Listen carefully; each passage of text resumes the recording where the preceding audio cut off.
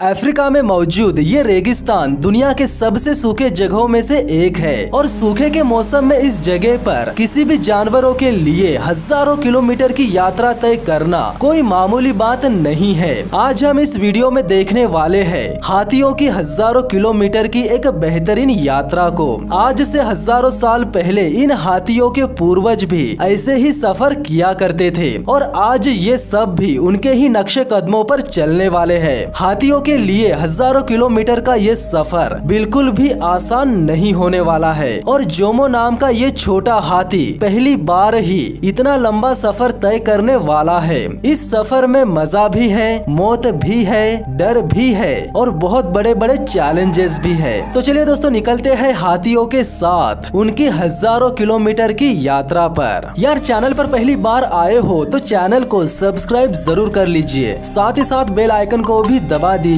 ताकि इसी तरह की इंटरेस्टिंग वीडियोस की नोटिफिकेशन आप लोगों तक सबसे पहले पहुंच सके। नमस्कार दोस्तों, मेरा नाम है विकी पाटिल और स्वागत है आपका फैक्ट लिमिटेड चैनल पर। यह है कालाहारी डेजर्ट। अफ्रीका में मौजूद ये रेगिस्तान दुनिया के सबसे सूखे जगहों में से एक है, लेकिन बरसात में ये जगह भी हरी भरी हो जाती है और यहीं पर मौजूद है ओकावांगो डेल्टा जो कई बार सूखता है और फिर दोबारा से हरियाली की चादर इसकी सुंदरता इसे लौटा देती है। ओकावांगो में जब भी बरसात का मौसम आता है तो यहाँ की नदियाँ फिर से बहने लगती है, जिसके चलते यहाँ के सभी जानवरों में खुशी की लहर दौड़ जाती है। लेकिन बारिश के आने से और नदियों के भर जाने से अगर कोई जानवर सबसे ज्यादा खुश होता है तो वो है कालाहारी के शानदार हाथी, जिनके लिए पानी ही सब कुछ होता है। इन हाथियों के बारे में बहुत कम लोग जानते हैं, लेकिन आज मैं आप सबको कालाहारी के एक हाथी परिवार से मिलवाने वाला हूँ, जिससे आप सब लोग हाथियों की इस रहस्यमय दुनिया के बारे में अच्छे से जान जाएंगे।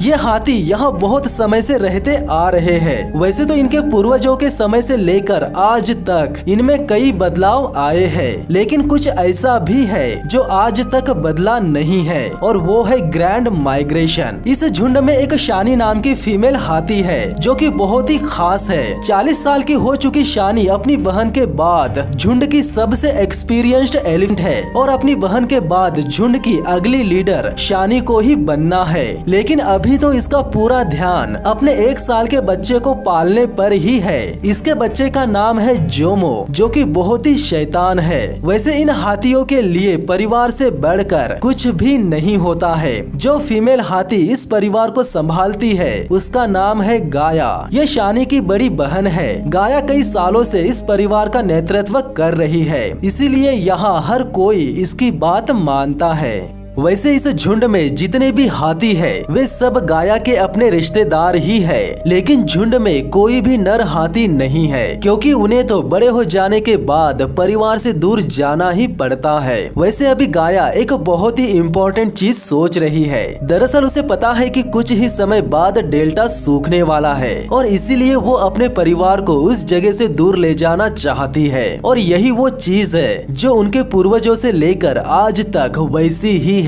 यानी कि इन हाथियों का एक ग्रैंड माइग्रेशन। आज से हजारों साल पहले इसी तरह का माइग्रेशन इनके पूर्वज भी किया करते थे और आज ये भी कुछ वैसे ही हजारों किलोमीटर का सफर तय करने वाले हैं। इस परिवार में से बहुतों के लिए ये ट्रिप नया और एक्साइटिंग होने वाला है, लेकिन एक्साइटिंग के साथ साथ खतरनाक भी होने वाला है। वैसे सब कुछ डिपेंड करेगा गाया के एक्सपीरियंस और नॉलेज पर, जो कि कई पीढ़ियों से अपने वारिसों को पास ऑन करते आ रहे हैं। वैसे तो हर साल इस तरह का सफर अलग अलग मुश्किलों को अपने साथ लेकर आता है, लेकिन इस साल का ये सफर इस परिवार के हर एक सदस्य की जिंदगी को हमेशा हमेशा के लिए बदलने वाला है। 2 महीने बीत जाते हैं और इस वक्त तक ओकावांगो पूरी तरह से सूखने लगता है, जिसके चलते कुछ ही दिनों में यहाँ का पानी पूरी तरह से सूख जाएगा। अब यहाँ से आगे बढ़ने करने से पहले ये परिवार आखिरी बार पानी में खेल लेना चाहता है, जिसके बाद सबके सब नदी में उतरकर मस्ती करने लगते हैं। लेकिन देखते ही देखते पानी कब कीचड़ में तब्दील हो जाता है ये किसी को भी पता नहीं चलता।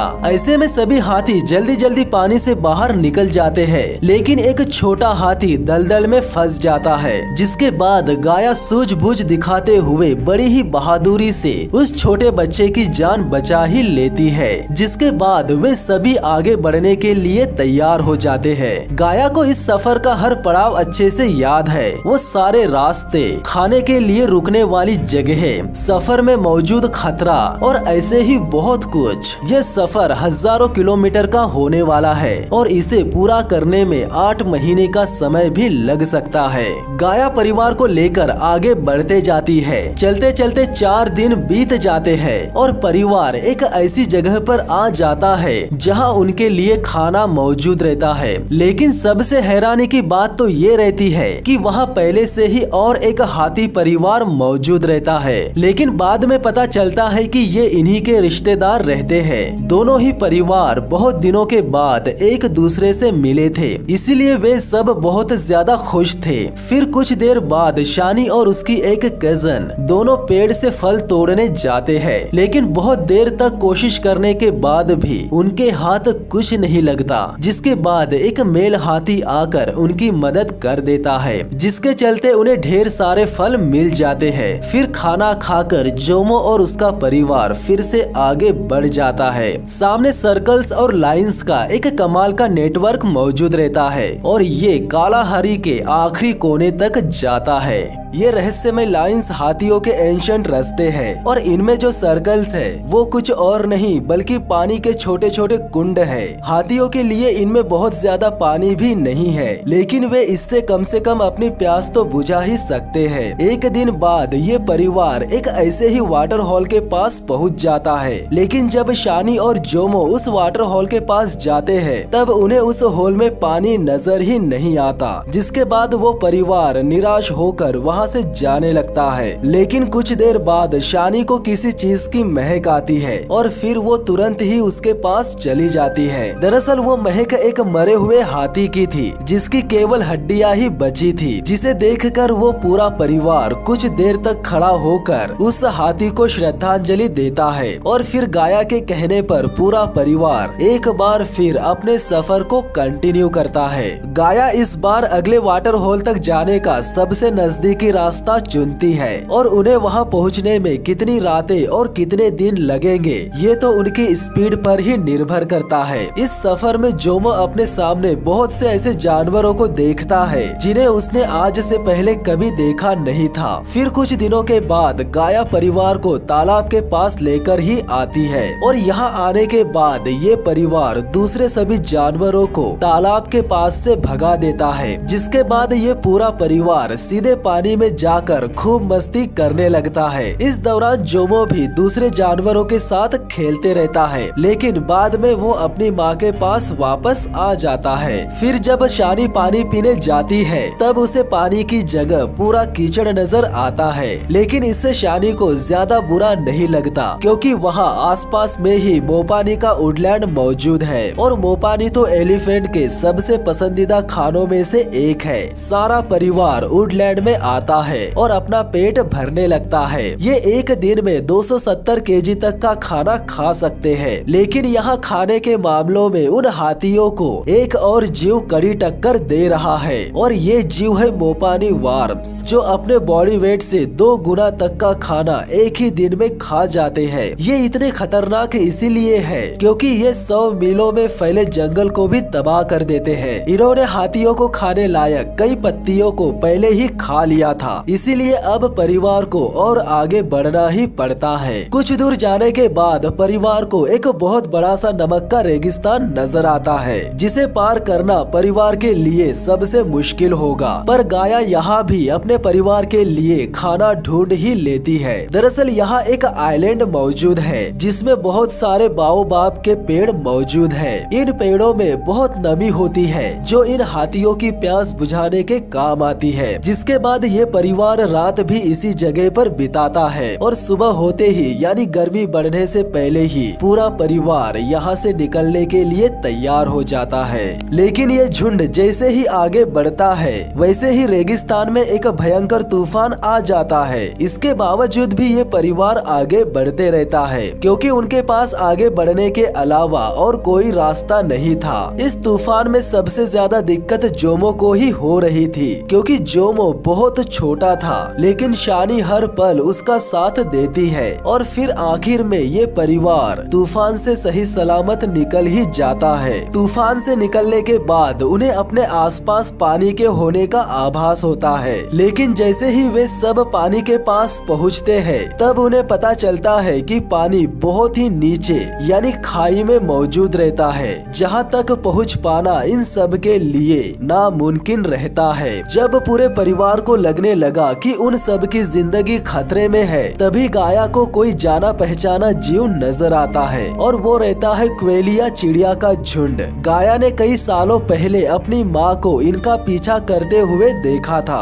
और इसीलिए गाया भी उनका पीछा करना शुरू कर देती है और उन बर्ड्स का पीछा करते करते परिवार एक ऐसी जगह पर आ जाता है जहाँ पानी मौजूद रहता है। इससे पहले कि पूरा परिवार भरपेट पानी पीता, गाया उन सब को आगे बढ़ने का ऑर्डर दे देती है। दरअसल गाया को उम्मीद थी कि ये बर्ड्स उन्हें इससे भी अच्छी जगह पर ले जा सकते हैं और जैसे गाया ने सोचा था बिल्कुल वैसे ही होता है, क्योंकि ये बर्ड्स उन्हें विशालकाय जाम्बेजी नदी के पास ले आते हैं। यहीं पर मौजूद है विक्टोरिया फॉल्स मोसी ओया टुनिया, जिसका मतलब है द स्मोक दैट थंड्स। इसके ऊपर एक हरा भरा आइलैंड है और यही वो जगह है जिसे गाया इतने दिनों से खोज रही थी। कई हफ्तों के बाद नदी को देखकर पूरा परिवार बहुत ज्यादा खुश हो जाता है, जिसके बाद पूरा परिवार तुरंत ही नदी के अंदर चला जाता है। गाया भी नदी के अंदर जाने से पहले भरपेट पानी पीती है और फिर ये वहाँ जाने के लिए पूरी तरह से तैयार हो जाती है। वैसे आइलैंड तक जाने के लिए परिवार को जाम्बेजी रिवर को तैरकर पार करना पड़ेगा, लेकिन दिक्कत की बात यह है कि इस नदी में ढेर सारे मगरमच्छ मौजूद रहते हैं। पर फिर भी गाया आगे बढ़ती है और पूरा परिवार नदी पार करने लगता है। कुछ मगरमच्छ उन्हें देखते भी है, लेकिन गाया और शानी मिलकर परिवार की रक्षा करते रहते हैं, जिसके बाद पूरा परिवार मगरमच्छों के पास से दूर निकल जाता है। लेकिन आगे इनके साथ जो कुछ भी होता है वो क्रोकोडाइल से भी बहुत ज्यादा डरावना था। दरअसल वे सब जैसे ही आगे बढ़ते हैं वैसे ही नदी का बहाव और तेज हो जाता है, जिसके चलते उन्हें तैरने में काफी दिक्कत होने लगती है। अगर परिवार में से कोई भी खुद को संभाल नहीं पाया तो वो सीधा विक्टोरिया फॉल से नीचे ही गिरेगा, पर खुशकिस्मती से ऐसा कुछ भी नहीं होता